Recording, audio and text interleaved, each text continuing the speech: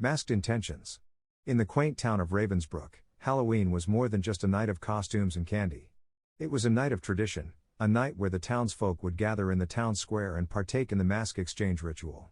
The ritual had been passed down for generations, and while its origins were murky, its rules were clear. Every resident would craft a mask, and at the stroke of midnight, they would swap masks with another, wearing the new mask until dawn. I had grown up in Ravensbrück and had participated in the ritual every year. The masks ranged from the whimsical to the grotesque, each a reflection of its creator's personality and creativity. But this year was different. This year, the masks would reveal the dark intentions that lurked beneath. The day leading up to Halloween was a flurry of activity.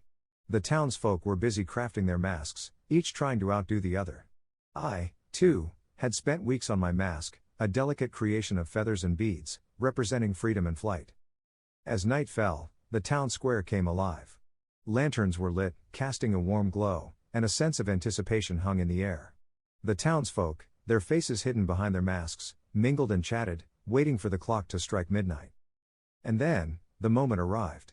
The town bell tolled, its chimes echoing in the stillness of the night. One by one, the residents began to swap masks, the air filled with laughter and excitement.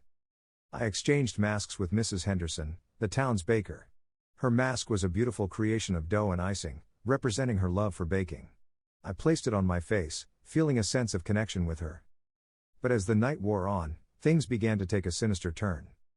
Mr. Thompson, the town's postman, had swapped masks with the local librarian, Mr. Gray. But as he wore the mask, his demeanor changed.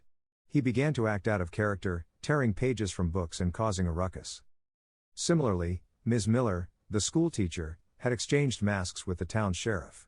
She began to act with authority, bossing people around and even attempting to arrest a few for minor infractions. It was as if the masks had taken over, revealing the hidden intentions and desires of their original creators.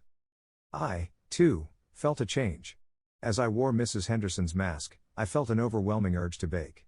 I found myself in her bakery, kneading dough and baking bread, my hands moving with a precision I never knew I had. The town was in chaos, with residents acting out of character, their actions a reflection of the masks they wore. Fights broke out, secrets were revealed, and the bonds that held the community together began to fray.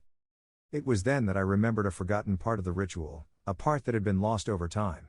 The masks were not just a reflection of their creators, they were a conduit, a way for the wearer to experience the intentions and desires of the original creator.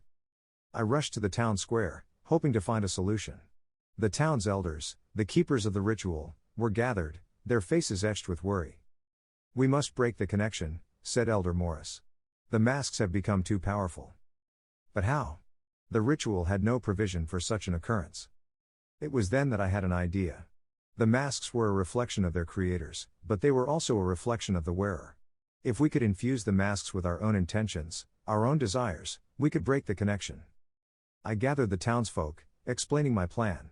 We had to focus, to pour our essence into the masks, to make them our own. It was a daunting task, but the residents of Ravensbrück were determined. With concentration and willpower, they began to infuse the masks with their own intentions. Slowly, the chaos began to subside. The residents, their actions no longer controlled by the masks, began to return to their normal selves. As dawn broke, the town was once again at peace.